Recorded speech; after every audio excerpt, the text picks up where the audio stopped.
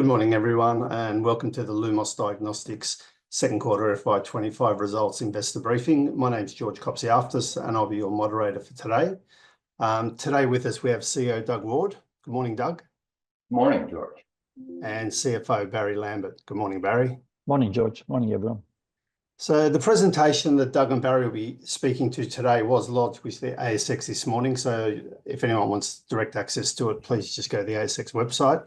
The format for today is for a 20 to 25 minute presentation, followed by a Q&A session with the aim of finishing the investor briefing by about 11 a.m. As normal, if you'd like to ask a question, please click on the Q&A tab below and type your question in the box, and I'll ask it on your behalf.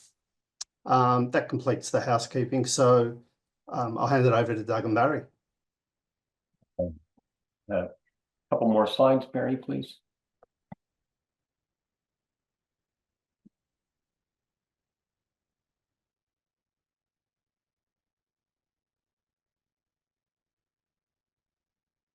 Well, good morning, everyone. This is Doug. Terrific to be in front of you today to give you a quick overview of our Q2 fiscal year 25 highlights.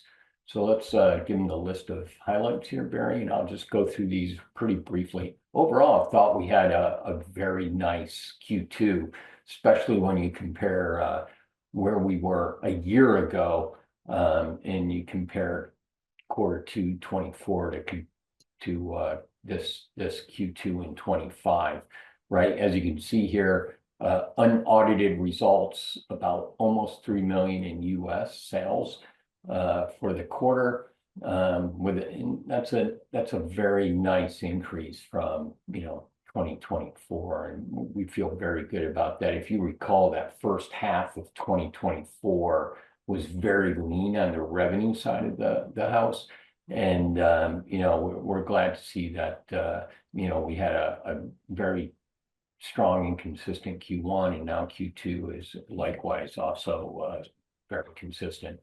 So product revenue was up 200% over last period, and our services business revenue was up 53%. So again, very good performance overall in both product areas. Now, as we always say, right, the lion's share of our revenue comes from our services business. That continues to be the case, and we would anticipate that will continue to be the case throughout the remainder of this year. Some of the highlights that I'd just like to briefly provide to you that we achieved in this last quarter, the CPT PLA code for FebriDx, so that's our own code for reimbursement, was approved in December by CMS, US government, and that went into effect on January 1st. If you recall, the prior stacked reimbursement was around $28 a test. Now it's a little bit more than $41, so we're really pleased about that. I'll talk a little bit more about, well, what does that mean? Because getting a PLA code is a terrific achievement, but there is process that needs to go into effect in working with the insurance agencies to actually then get the test billed and then to get it reimbursed. And I'll explain a little bit more about that a little later. Probably the very biggest and most significant item is the announcement of BARDA funding our FebriDx trials. The first trial that we've initiated was for CLIA waiver, and we've talked a lot about this over the year.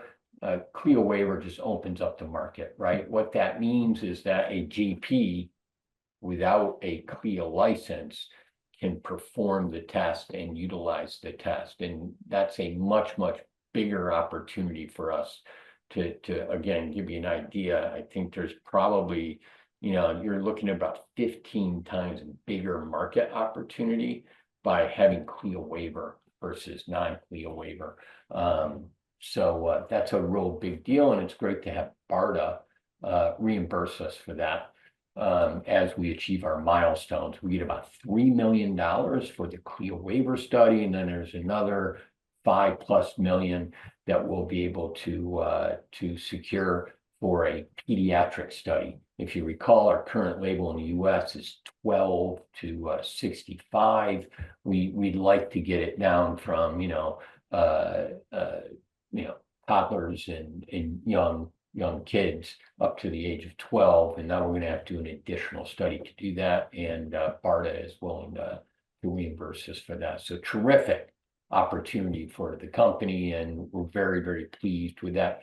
I'll talk more about how that study is going, the CLIA waiver study, and kind of also how we interact with BARDA as this progresses a little later in the presentation.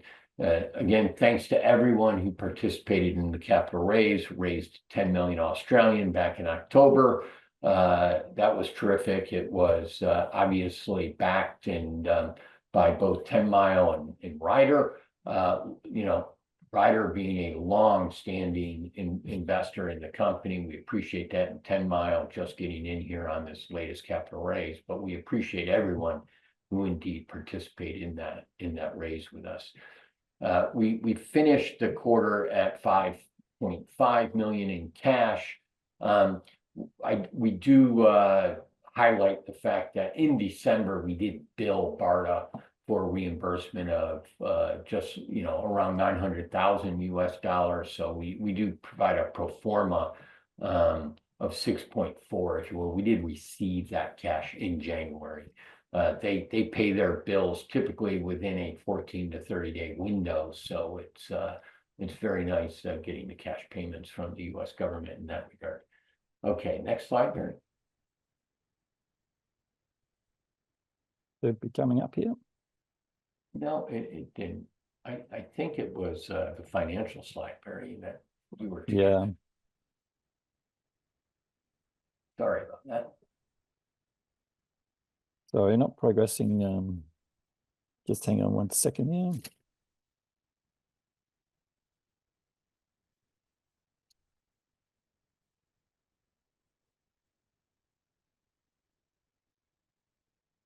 Oh, hang on a sec. I might have to stop share and read.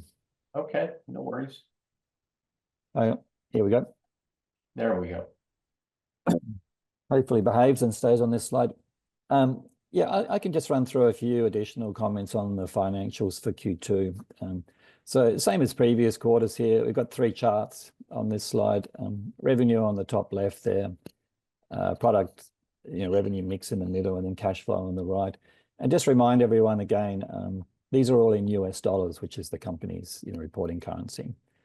So Doug touched on the Q2 revenue. So 2.9 million total, up 71% on Q2 last year. Just worth commenting on the half year revenue. So it was 6.3 million. So the first half of this year versus 2.8 million in the previous half of 24. So an increase of 125%, half on half. Within that number, products was up 200% on the previous half, and services was up about 116%. So very nice result for Q2 and also for the half. Quick comment on services and products. So services was 2.3 million, up 53% on the prior quarter last year. Main contributions from the Hologic project and a range of other projects, probably around sort of 10 to 15 projects in total.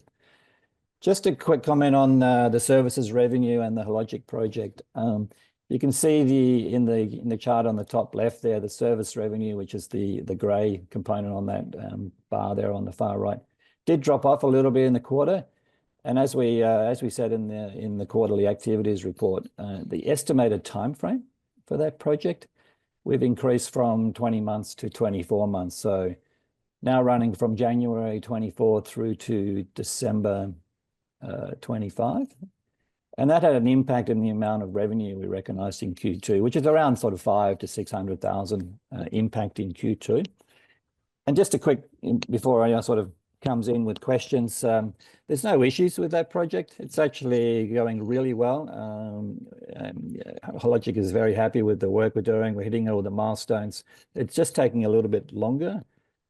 With Hologic being a very large company, they're just not quite responding to our requests on documents, requirements, and so forth as quickly as we had expected. So just extending out the time frame by about 4 months. On the product side, 0.6 million for Q2, up 200% on last year.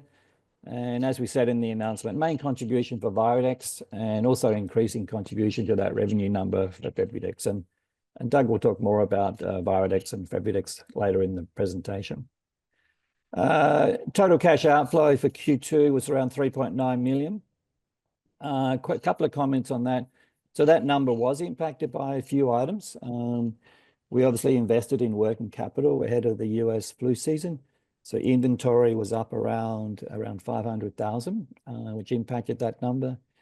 And we also incurred, the majority of the costs so far on the Febudex Clear waiver study in Q1 and Q2, which was around 900,000 in total, which is why we showed that pro forma number of cash being 6.4, because we had the expenses and the cash going out in Q1, Q2, and then the BARDA money coming in January. So to match those off, there's a pro forma cash number of 6.4 there. Doug's already mentioned the capital raise, so thank you everyone for supporting that. Very much appreciated. And I think that, I think that's about it for me, Doug. I'll hand back to you. All right, perfect. Thank you. Okay, next slide, please. Okay, a couple of updates on the product areas. As I mentioned, the PLA code, terrific to get this. I've been in diagnostics for over 35 years, and it's kind of the chicken or the egg around PLA codes, CPT codes specific to your products that either you're trying to get the users to use the product and then build a volume that way, and then the payers see that, and then you try to get reimbursement. Or in our case, we said, let's get the reimbursement first. So we submitted for that. We were successful to get it. Now we're having customers use the product and then they bill, okay? But because it's a new PLA and because it's a new unique product into the market, the government and insurance company don't just pay the bill. Typically you submit, you have an ICD-10, which is right, in this case, say it's a respiratory infection. And then they say, I did these tests, whether it's COVID flu or say it's Febudex and so forth. And then they bill the specific CPTs or PLA codes and then ask for reimbursement. When it's brand new, typically in the US, you're denied coverage. And then what happens is you then you get an explanation of benefit from the government and or insurance companies, and then you explain. Then you have to respond back. The people who are asking for reimbursement have to explain, why was this necessary, right? Why was it medically necessary? We are helping those sites do that today. So we have a couple of people that work with these customers trying to submit their reimbursement claims.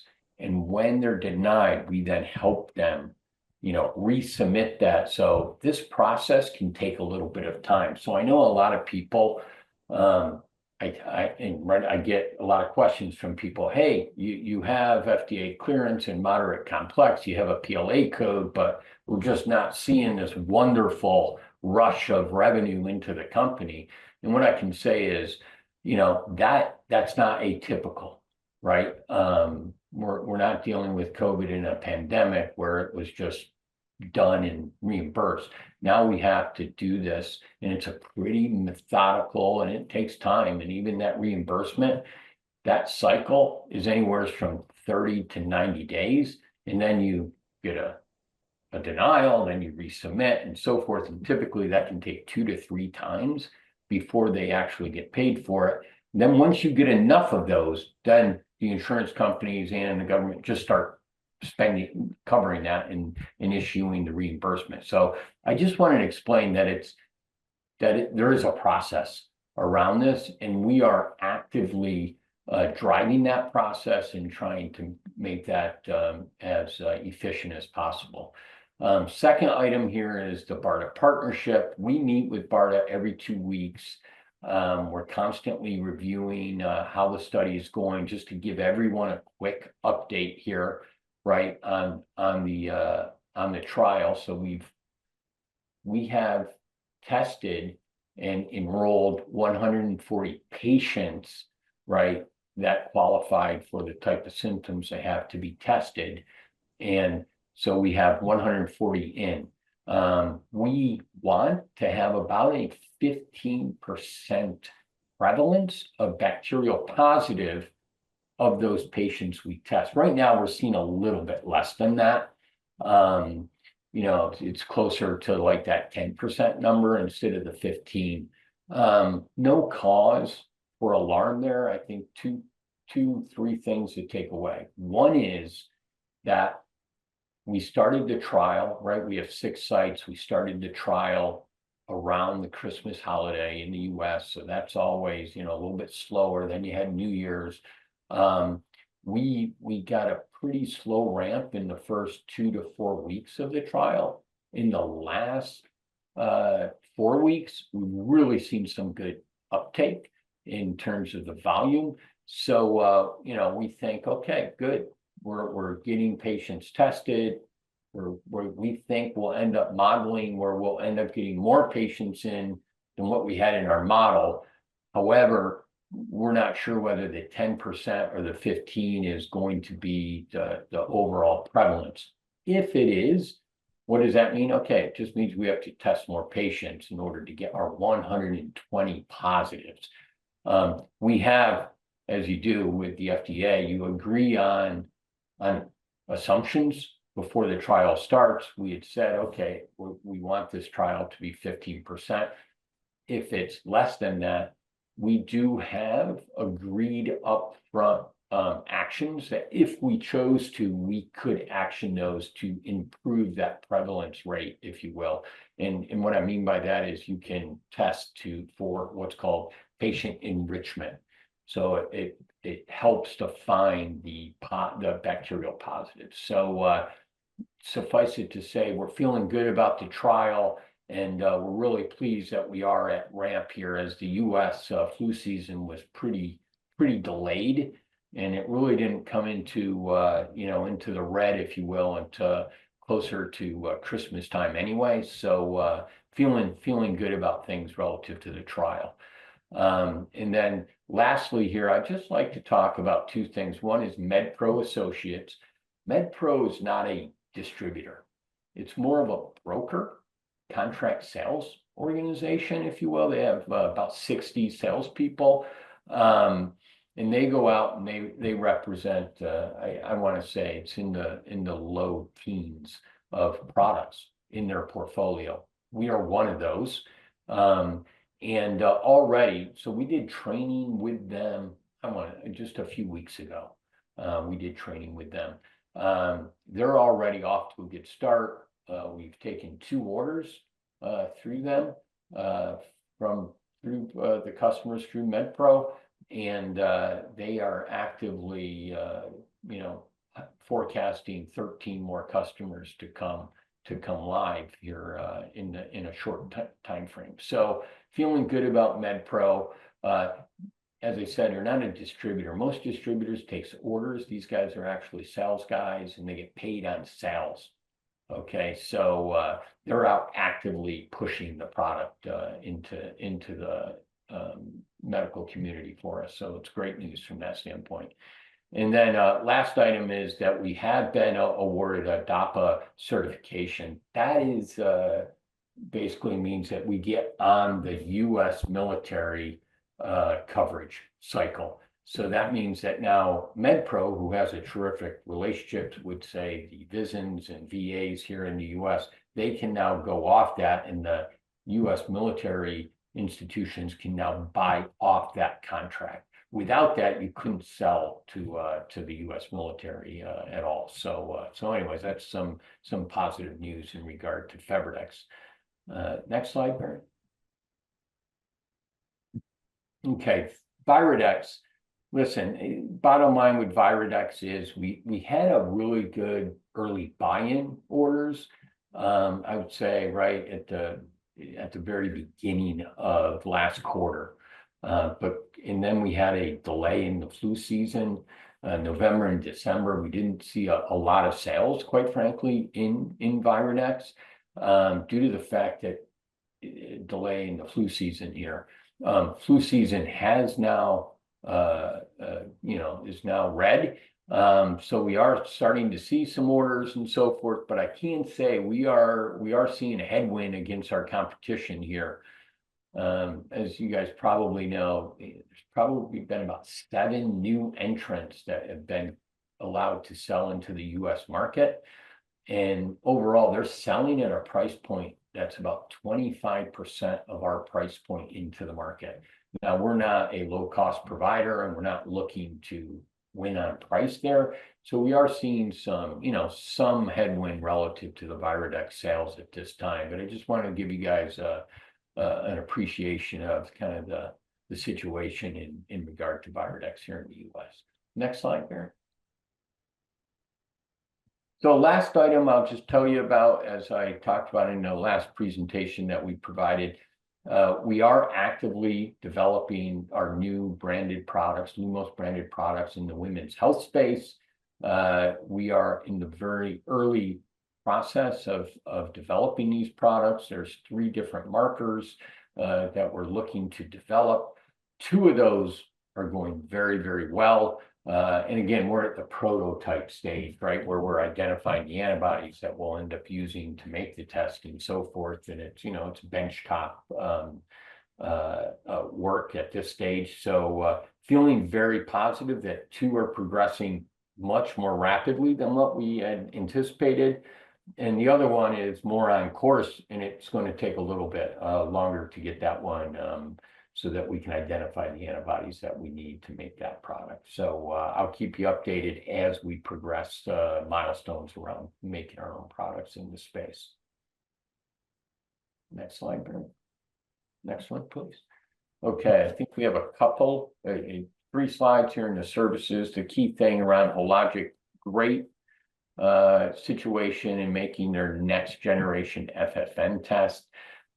We achieved a couple of additional milestones, right, where we, and phase 1 was completed, and phase 2, we've completed milestone 1 of that phase, and milestone 2 is rapidly coming up in regard to finalizing that for phase 2 of the project.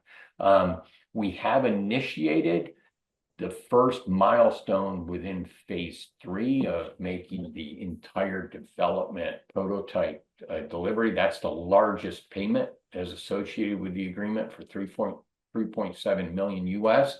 And as Barrie already talked about, right, we're expecting this project, what we had expected it to be about a 20-month project, is now about 24 months. And I can say, guys, that listen, it's not because there's any issue with the project. The project is going great. We're feeling terrific about hitting the milestones and moving things along. But quite frankly, right, we're dealing with one of the largest women's healthcare companies in the world. And at times, they seem very busy, or they can take a little bit longer than what we want in order to get results back to us and to get, approvals back to us. So I'd say the delays really are more around process with Hologic than it is in terms of the program itself.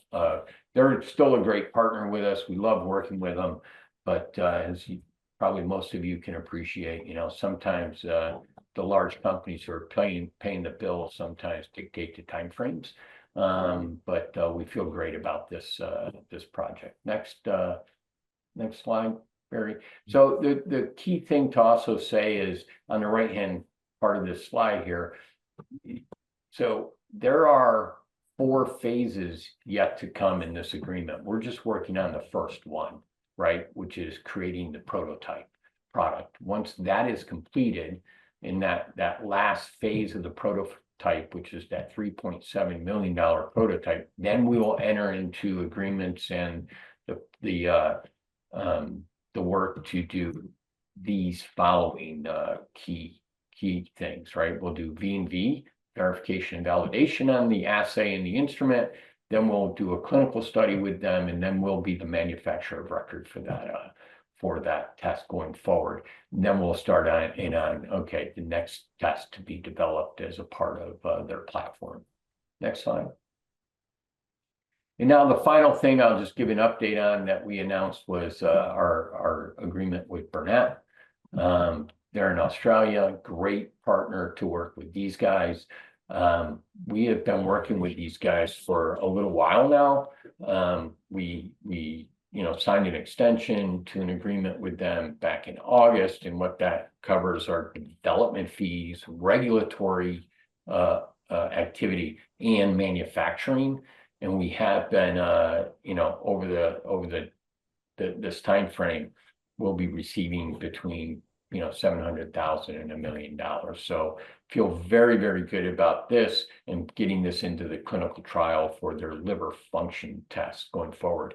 I just highlight that a services business is our biggest business. We do about 12 to 15, contracts in any one time. We're working on that number. Most of them are pretty small, and they're not material relative to announcements and so forth. And I'd also just say that most of this activity, our partners, don't want us to disclose everything about the work that we're doing with them. Now, we will always do what's appropriate to make an announcement with the ASX and getting information out there, but they don't always want us to give you every little last piece of information around their project because they want to keep it confidential. So their competitors don't come in and try to copy them. So services business going well, and I expect it to continue to do so. Next slide. Okay, so this is the last slide, just a quick wrap up. So we'll continue to obviously drive sales of our products, both FebriDx and ViroDx. And we distribute other products like Binks and others. So we're pressing hard for those. I do know and get feedback, and I listen to that and take that feedback around, hey, people would love to have more sales, especially for ViroDx. And what I can say is we are driving that significantly here in the US, but at the same time, we don't have $5-10 million that we can just throw at advertising and trying to get people to understand this product as a company. So we have to do it, if you will, customer by customer and partner by partner to move this forward. And we are committed to that, and I think we are starting to see some good headway here now that we have MedPro online. Second is obviously we need success in our CLIA waiver study, and we'll be giving people updates. The next key milestone, I believe, on this for this project will be when we're at 500 patients that are enrolled. When that is achieved, we will make an announcement at that time. Okay. We did submit just to the FDA a pre-submission, so it's called a pre-sub for the pediatric study. That went in, I think, on Friday of last week to the FDA. Then it takes a 90-day time frame before we would then have the meeting with the FDA in order to review our submission for a study that, again, we would then work with BARDA in order to perform that study and to be reimbursed for that work. Third item is, we continue to get more and more business with our services partner, as we talked about with Hologic and with Burnett. Hologic is really, really important. That's going well. And you can expect to see ongoing updates and announcements relative to as things are progressing and achieving with that project as well. And then lastly, I talked about, it's been a little while, but now we are actually producing our own products, developing those products for Lumos into the women's healthcare space. Very exciting to go into that space with these products going forward. And, we'll give you some updates as we hit milestones as we go. So with that, George, that ends the presentation part. Happy to take questions. Great. Thanks, Doug. Thanks, Barry. All right, we've got a few questions. As a reminder, if you'd like to ask a question, just click on the Q&A box below and type in your question, and I'll ask it on your behalf. The first question is in relation to FebriDx. FebriDx seems to be a worldwide game changer for the good. Given FebriDx is not being used much, even where it is approved and available for use, what will Lumos management do to correct this? Yeah, thanks so much for the question. Really do appreciate it. Listen, it's the biggest question that we get from people. Hey, why aren't we seeing the performance on FebriDx? Now, I want to separate the US from the rest of the world. Okay, we do have pretty good sales in the UK, okay, through the NHS, but most of the world is not a point of care environment. Okay, and there isn't typically reimbursement for most countries for point of care services.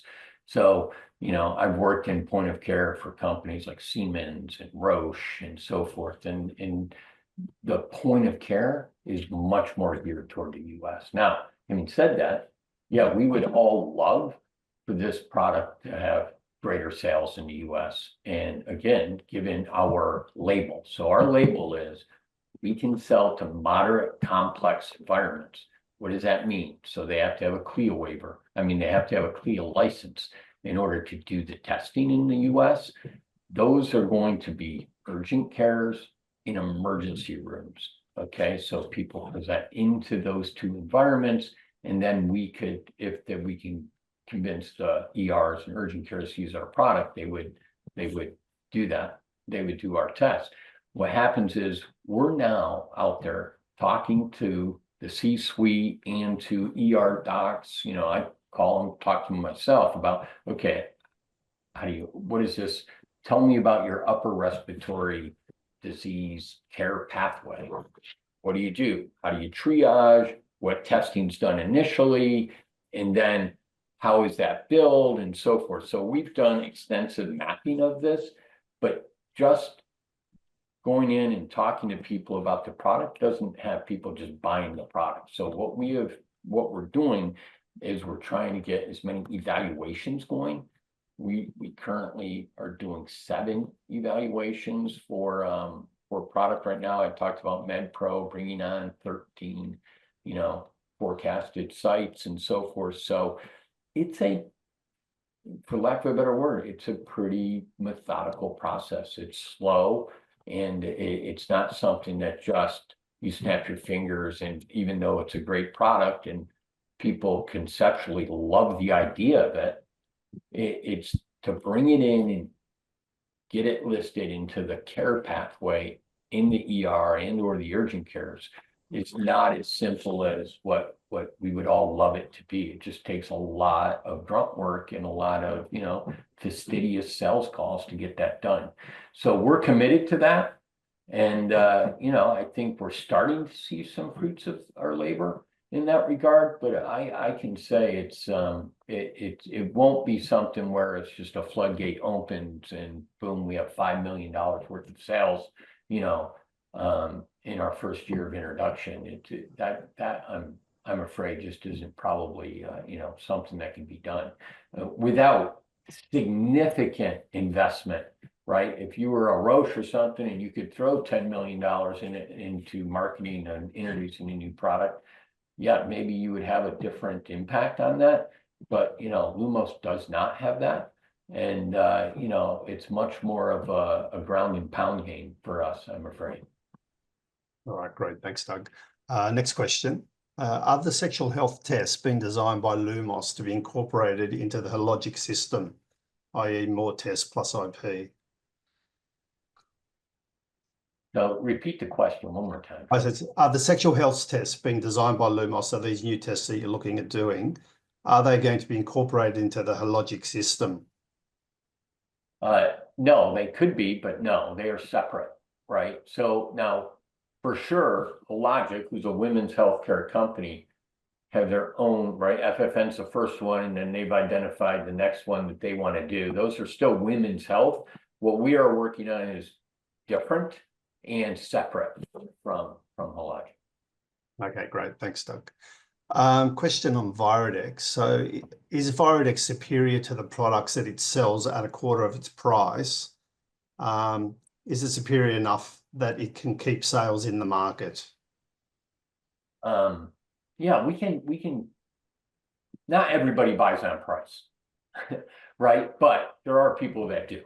So, what we have to do is, continue to stay with our relationships, and we do. We have one. We took a nice order at the end of last month with a very good distributor who prefers to work with us instead of taking the low-cost provider into the market. But it's certainly impacting it. I hate to see markets destroyed based on people coming in and just undercutting the market. And with these entrants now into the US market, unfortunately, they're competing against one another to try to get visibility and entrance in, and they're competing on price, and it just drags us down with them, right? And as well as another company called PBM, they're the other supplier there in the market.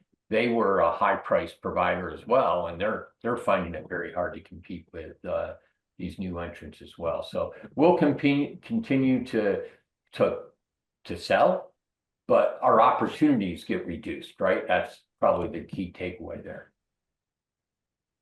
Okay, great, thanks. Next question. What's the proposed structure for the BDI test in conjunction with Atomo and Burnett?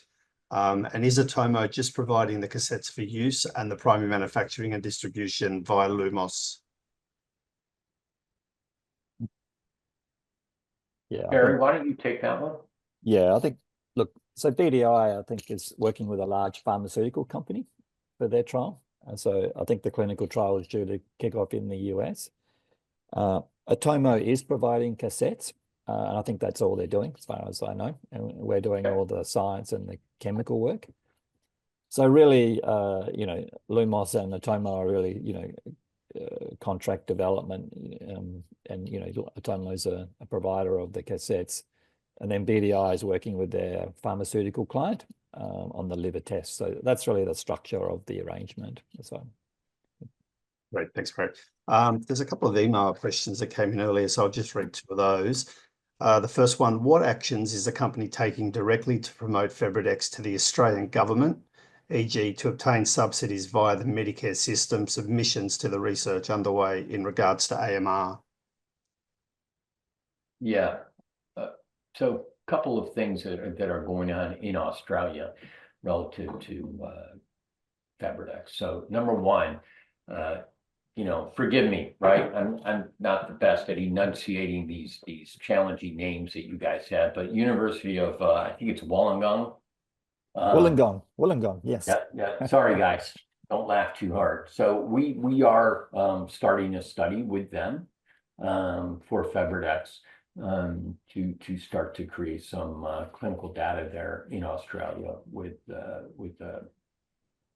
that university. And then in regard to the medical benefits scheme specifically, so we have not as of yet applied for that. However, the team we do have the forms, and the team is filling out the forms in regard to submission. I don't have an exact time frame yet as to when we expect to. We will be using our data from Disrupt and our internal data to submit. We are expecting, we'll get feedback from that. There may be the situation where then the government there wants additional studies that are done locally.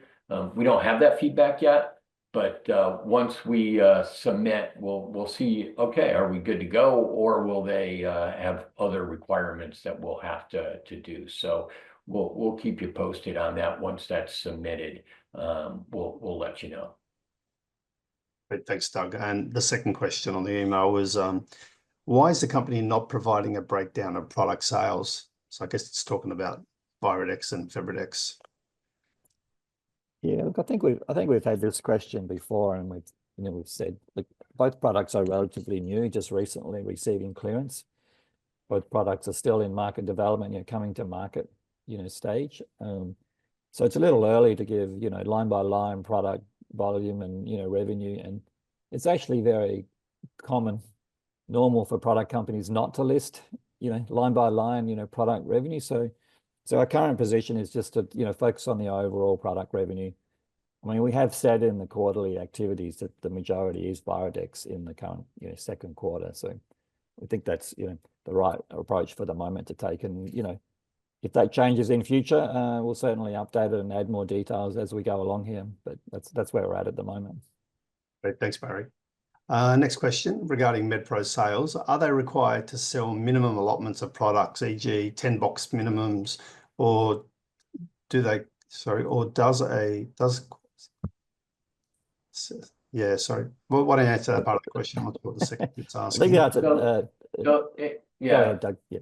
Yeah, I was just going to say, so you have to buy the one box, right? Is a minimum order that you can have. That's, I believe, Barrie, help me out here. I think that's one box is 25 tests. Yeah. Yeah, 25 tests.